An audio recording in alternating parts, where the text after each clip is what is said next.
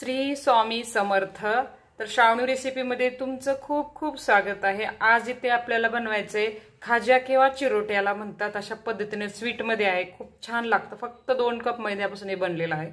खूप सुंदर असं लागतं। हे बघा, खुसखुशीत आहे का, आतपर्यंत लेअर आहेत मस्तपैकी। हे बघा, जसं बालुशाहीला पडतात ना तसे लेअर पडून ही बनवलेले चिरोटे आहेत। खूप छान लागतात। चला मग आपण वेळ न घालवता रेसिपीला सुरुवात करूया। हे बघा, अशा पद्धतीने पाकामध्ये मुरून तर खूप सुंदर दिसायला लागलेले आहेत। हे बघा, आतपर्यंत हे बघा। चला मग आपण रेसिपीला सुरुवात करूया। इथे आपल्याला चिरोटे किंवा खाजा बनवण्यासाठी 2 वाटी मैदा घ्यायचा आहे। कोणताही कप किंवा वाटी घेऊ शकता। इथे मी रोज वापरायची वाटी घेतलेली आहे। या वाटीने आपल्याला 2 कप मैदा घ्यायचा आहे। हे 1 वाटी मैदा,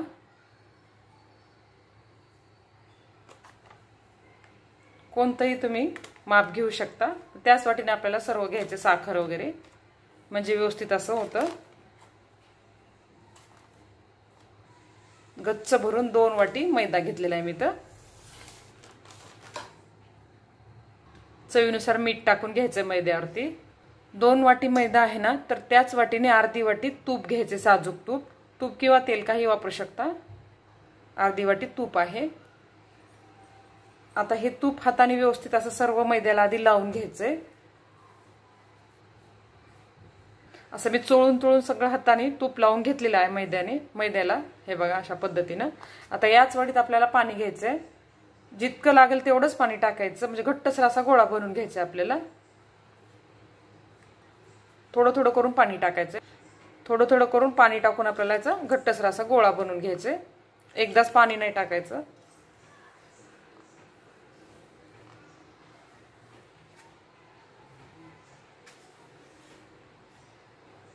इथं घट्टसर असा मैद्याचा गोळा बनवून घेतलेला मी। हे झाकून आपल्याला एक 10 ते 15 मिनिटं असंच ठेवून द्यायचे मुरायसाठी। इथं मला अर्धी वाटी पाणी लागलेलं। 2 वाटी मैद्यासाठी अर्धी वाटी पाणी इथं शिल्लक आहे, अर्धी वाटी लागलेलं आहे। आता हे झाकण ठेवूया आणि आपण पाक करून घेऊया। गॅसवर इथे एक मी कढई ठेवलेली आहे। त्याच्यामध्ये 1 वाटी साखर टाकून घ्यायची आहे। 2 वाटी मैद्याला 1 वाटी साखर, 1 वाटी पाणी। आता याचा आपल्याला 1 तारी पाक बनवून घ्यायचा आहे।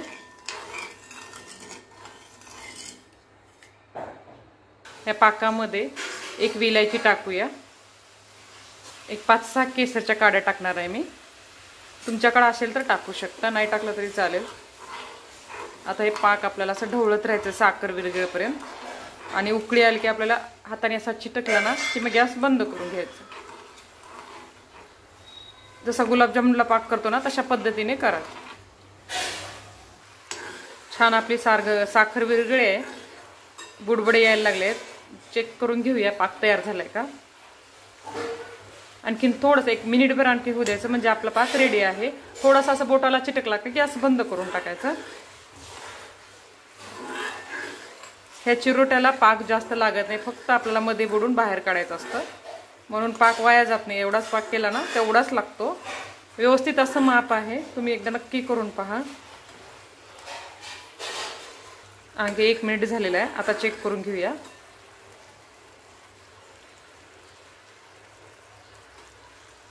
हे बघा, असं चिटकायला लागलं की आपला पाक तयार आहे। अशा पद्धतीने थोडासा चिटकायला लागला की गॅस बंद। हे बघा, अशा पद्धतीने हा आपला पाक तयार आहे। किंवा तुम्ही प्लेटमध्ये तुम्हाला दाखवते कसं बघायचं ते। इथे 1 प्लेट घेतलेली आहे, याच्यावरती 1 थेंब टाकून घेऊया पाकाचा। हा बघा, सरकत नाही, म्हणजे आपला पाक तयार आहे। हा थेंब इथेच आहे, म्हणजे पाक तयार आहे। इथे गॅस बंद करून घेऊया। तुम्हाला हाताने कळत नसेल तर प्लेटमध्ये टाकून पाहायचा। लगेच सरकला की पाक तयार नाहीये। हा बघा, इथेच थांबून आहे पाक, मग रेडी आहे। हे बघा, त्याच्यामध्ये काय करायचं, 4 थेंब लिंबाचे टाकायचे। 4-5 थेंब लिंबाचा रस टाकून घ्यायचा, म्हणजे पाक आपला घट्ट होत नाही, साखर होत नाही, अजिबात आंबट होत नाही। 4-5 थेंब टाकून घ्यायचे आणि असं मिक्स करून घ्यायचा।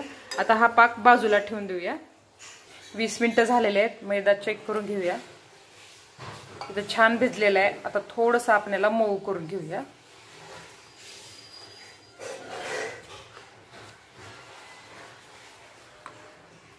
छान असा नरम असा झालेला आहे मैदा।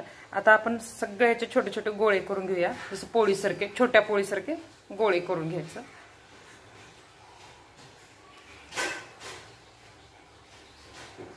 एकूण इथं मैद्याचे 10 गोळे झालेले आहेत. आधी आपण 5 पोळ्या लाटून घ्यायच्या, मग एकावरती एक लेअर करून ह्याच्या आधी चिरोटे बनवून घ्यायचे, मग याचे करून घ्यायचे, म्हणजे 5-5 याचे वेगवेगळं बनवून घ्यायचं. चला मग आपण आता पोळ्या लाटून घेऊया छोट्या छोट्या ह्याच्या. इथं पोळपाट घेतलेला आहे, त्याच्यावरती थोडासा सुका मैदा टाकलेला आहे आणि एक गोळा घेऊन आपल्याला असा लाटून घ्यायचंय. पोळीपेक्षा थोडा पातळ लाटायचा आहे.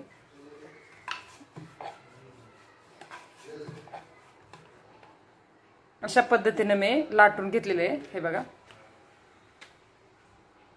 आता अशाच पद्धतीने 5ही पोळ्या आपल्याला लाटून घ्यायचे. दुसरी पण पोळी अशाच पद्धतीने लाटून घ्यायची. पोळीपेक्षा थोडीशी पातळ, जशी रेग्युलर पोळी असते ना त्याच्यापेक्षा थोडी पातळ लाटूया. पाहू शकता ही पण पोळी मी लाटून घेतलेली आहे. आता अशाच पद्धतीने सगळ्या लाटून घ्यायच्या. 10 पोळ्या होतात आपल्या छोट्या छोट्या, पण 5 लेअर बनवायचे आपल्याला. इथे एक वाटी घेतली आहे मी, त्याच्यामध्ये एक मोठा चमचा मैदा टाकून घ्यायचं. एक साठा तयार करायचा मध्ये लावण्यासाठी. एक 2 चमचे तूप टाकून घ्यायचं आहे.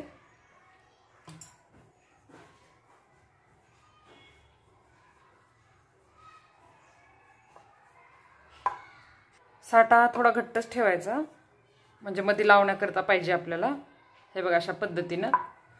आता हे बाजूला ठेवून देऊया. आपण जे पोळ्या लाटणार ते घेऊया आणि त्याच्यावरती हा साठा लावून आपण लेअर बनवून घेऊया. हा साठा तयार आहे. किंवा मग सुख मैदा आणि थोडंसं तूप टाकून पण तुम्ही असं हाताने असं फिरवू शकता पोळीवर, मग आपल्याला तो पण तयार होतो. आता हे साठा तयार झाला आहे, हे बाजूला ठेवून देऊया. सर्वात आधी पोळपाटावर पहिली पोळी टाकून घ्यायची. आता त्याच्यावरती जो साठा तयार केलाय ना तो लावून घ्यायचा आपल्याला सगळी कोण असा.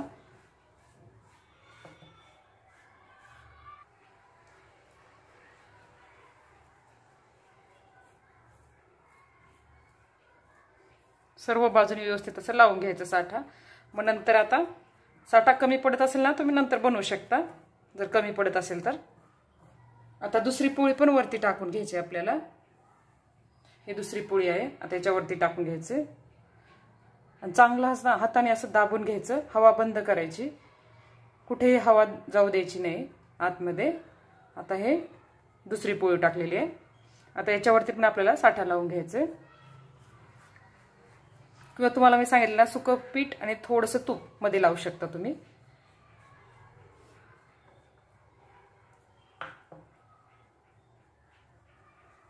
आता ह्याच्यावरती दुसरी पोळी टाकून घ्यायची आपल्याला. आता ही तिसरी पोळी आहे. आता ही पण असं हाताने दाबून घ्यायची आणि तिच्यावरती पण आपल्याला साठा लावून घ्यायचा आहे.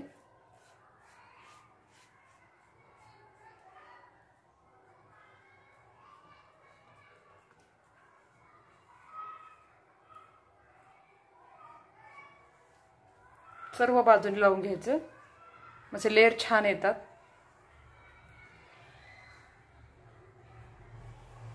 आता ही आहे चौथी पोळी. ही पण अशा हाताने दाबून घ्यायची आणि हिच्यावरती पण हे साठा लावून घ्यायचा आहे.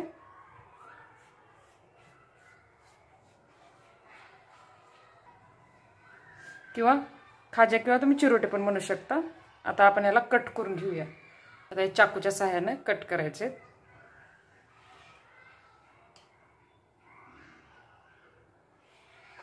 हे बघा अशा पद्धतीने.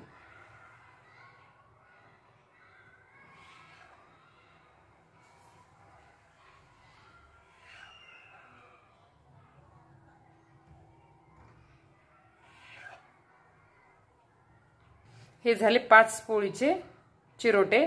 आता ह्याला काय करायचं, हाताने थोडंसं दाबून बेंड्याने थोडंसं लाटून घ्यायचंय, एकदम थोडंसं. मी तुम्हाला दाखवते. आता हे काय प्लेटमध्ये काढून घेऊया सगळे, मग तुम्हाला दाखवते. आणि साईडला आपण गॅसवर तेल गरम करायला ठेवायचं, म्हणजे आपला वेळ वाया जात नाही, पटकन होतात. खूप सुंदर लागतात चवीला, मधल्या वेळेत खायला लहान मुलाला. स्वीट खूप छान आहे. मी एक चिरोटा घेतलेला आहे. अशा पद्धतीने हाताने थोडंसं दाबायचं आणि असं ठेवून थोडंसं लाटण्याने असं थोडंसं त्याला प्रेस करायचं. हे उभी बाजू झाली. आता हे आडव्या बाजूने थोडंसं, बस ह्या पद्धतीने आपल्याला असं करून घ्यायचं. तुम्हाला मग थोडंसं जाडच आवडत असेल ना तशा पद्धतीनं हे फक्त हाताने असं थोडंसं दाबायचं आणि मग तळून घ्यायचं. कोणतीही पद्धत चालेल. थोडेसे हे पातळ होतात आणि थोडेसे जाड साईज येते. आता हे आपल्याला तळून घ्यायचं अशा पद्धतीनं, कोणत्याही पद्धतीनं करून. तर सगळे चिरोटे मी असे करून घेतलेले आहेत. आता हे तळून घेऊया. एका कढईमध्ये इथे मी तेल गरम करायला ठेवलं होतं. तेल गरम झाले का ते थोडासा मैदा टाकून बघूया. आणखीन थोडंसं चांगलं गरम होऊ द्यायचं. मग आपल्याला कमी गॅसवर हे चिरोटे तळून घ्यायचे. आता इथे तेल छान गरम झालेलं आहे. गॅस कमी करून घेऊया आणि हे जितके बसतील ना तेवढे टाकून तळून घ्यायचं.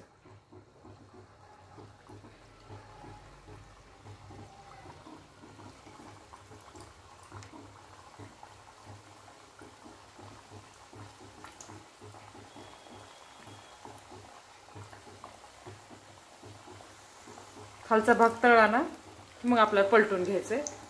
आता पलटून घेऊया.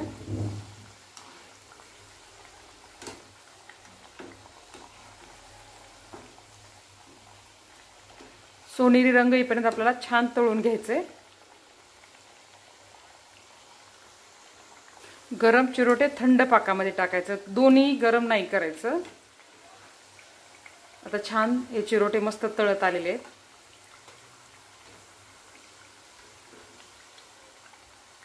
हे बघा किती छान अशी लेअर पडलेली मस्त. जशा करंजा तळतो ना तशाच पद्धतीने हे चिरोटे तळून घ्यायचे.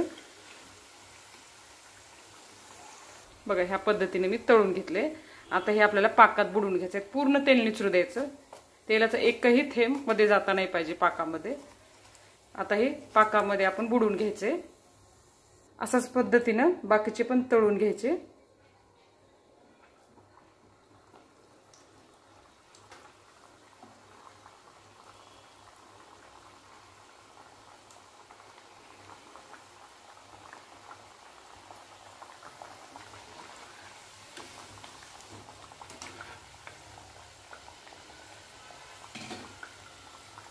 किंवा तुम्ही मीडियम टू लो गॅसवर पण तळू शकता. पण मधला भाग तळला गेला पाहिजे. घाई करू नका तळताना.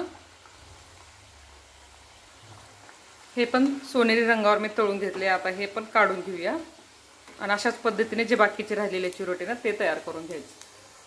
आता हा पाक तयार करून घेतले ना त्याच्यामध्ये ते बुडवून घेऊया.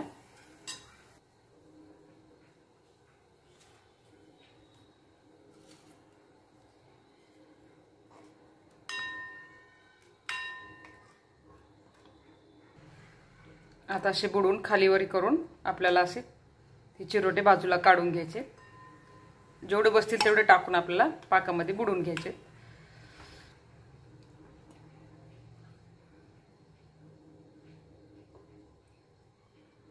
गरम टाकले ना छान पाक आतमध्ये मुरला जातो.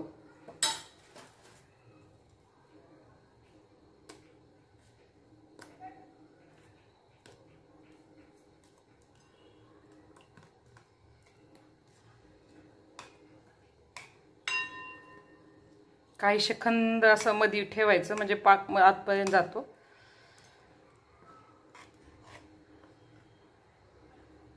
आता बाहेर काढून घेऊया. सगळे अशा पद्धतीनं पाकामध्ये बुडवून घ्यायचे.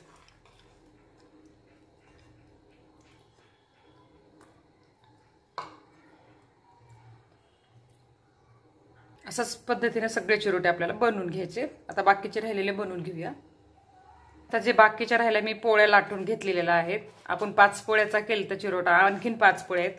तर सुका मैदा कसा वापरायचा ते तुम्हाला सांगते. वरती थोडंसं तूप टाकायचं, हाताने असं पसरवून घ्यायचं आणि हा सुका मैदा असतो ना हा थोडा थोडा असा टाकून घ्यायचा. तो पण असा हाताने लावून घ्यायचा. अशा पद्धतीने पण चालतं. आणि याच्यावरती आपण जी दुसरी पोळी लाटून घेतली ना ती टाकून घ्यायची. अशाच पद्धतीने सगळे लेयर बनवायचे आणि हाताने असं दाबून घ्यायचंय. आणि याच्यावरती पण थोडं तूप टाकायचं, असं पसरून घ्यायचं आणि मैदा, सुका मैदा टाकायचा आणि परत दुसरी पोळी टाकायची. अशा पद्धतीने आपल्याला सगळं बनवून घ्यायचंय. 5ही पोळ्या असं लेयर म्हणून. आता 5ही पोळ्याला सुका मैदा मी लावून घेतलेला आहे. आता ह्या पण अशाच पद्धतीचं रोल करून घ्यायचंय. असं दाबून दाबून आपल्याला रोल करून घ्यायचंय.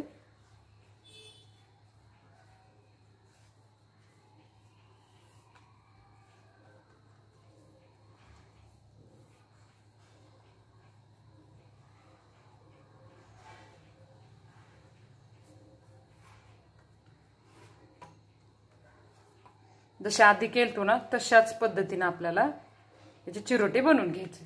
आता खूप मोठा व्हिडिओ होईल, मी तुम्हाला हे सुक्या मैद्याचं एवढं दाखवलं आहे। हे पण असं हाताने प्रेस करून आपल्याला हे तळून घ्यायचे आणि थोडंसं लाटण्याने लाटून घ्यायचं, मी आधी सांगितल्या पद्धतीनं। अशा पद्धतीने आपले हे चिरोटे छान तयार झालेले आहेत, किती सुंदर झालेले आहेत, आतपर्यंत जाळी पडलेली मस्त। नक्की तुम्ही एकदा ट्राय करून बघा, 8 दिवस ह्याला काहीच होत नाही। हे बघा खूप सुंदर लागतात चवीला।